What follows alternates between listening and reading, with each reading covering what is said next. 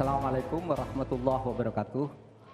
Mari kita bersujud semuanya, saudara-saudara di seluruh Indonesia, kepada ibu kita dalam rangka mengucapkan selamat Hari Ibu 22 Desember 2023 ini. Dan sesudah ini kita lanjutkan pengabdian kita kepada Ibu Pertiwi.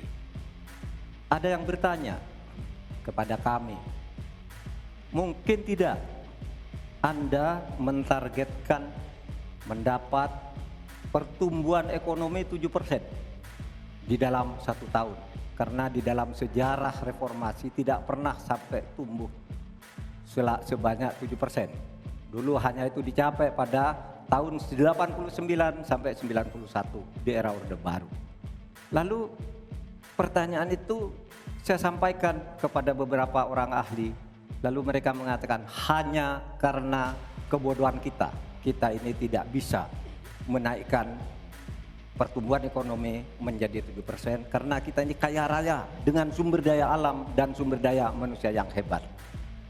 Masalahnya apa? Masalahnya banyak korupsi dan inefisiensi di sektor-sektor pertumbuhan ekonomi, yaitu di sektor konsumsi, belanja pemerintah, ekspor impor, dan investasi. Jadi dengan demikian karena banyak korupsi, dan itu memang betul terjadi. Coba lihat, berdasar hasil SIGI, Transparansi Internasional, korupsi terjadi di lembaga legislatif, eksekutif, dan yudikatif secara besar-besaran. Korupsi juga terjadi di 3 metra alam kita ini. Kita menginjak bumi, ada korupsi di tanah dan pertambangan. Kita ke laut, ada korupsi di masalah kelautan. Kita melihat udara, pesawat terbang kita, ternyata di udara juga banyak korupsi. Akibatnya apa? Rakyat miskin. Saya ketemu dengan seorang bernama Teddy dan Joni di Padang.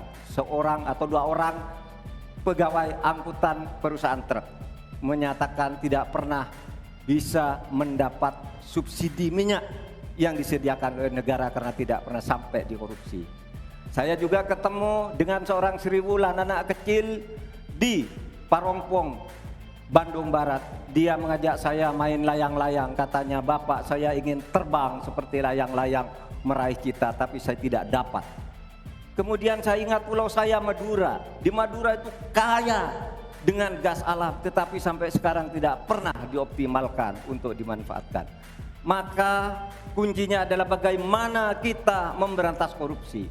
Lalu ada yang tanya kepada saya, "Bapak, kalau Bapak jadi wakil presiden orang takut ditangkap." Saya panggil para ekonom dan para pelaku usaha, "Apa betul Anda takut kepada saya kalau saya wapres?" "Tidak, Bapak. Justru kami perlu seorang penegak hukum seperti Bapak. Karena apa? Kami kalau mau investasi di Indonesia ini diperas. Mau berusaha ini diperas. Kalau kami bayar padahal diperas, lalu ketahuan kami ditangkap katanya kami menyuap." Itulah Indonesia ini pada saat ini. Oleh sebab itu, saudara sekalian, kita harus lawan korupsi. Menimbang istilah anak muda, "Hai koruptor, kutabrak kau. Hai wir, mundur kau wir. Nah korupsi, setabrak." Saudara sekalian, ini semua dalam rangka agar terjadi pemerataan seperti ketentuan pasal 3 Undang-Undang Dasar. Di Al-Quran disebut kaila yakuna dulatan bainal yang. Jangan biarkan kekayaan itu hanya beredar di antara orang kaya. Waktu Bapak selesai. Baik, terima kasih Pak Mahfud. Download Tribun X sekarang. Menghadirkan lokal menjadi Indonesia.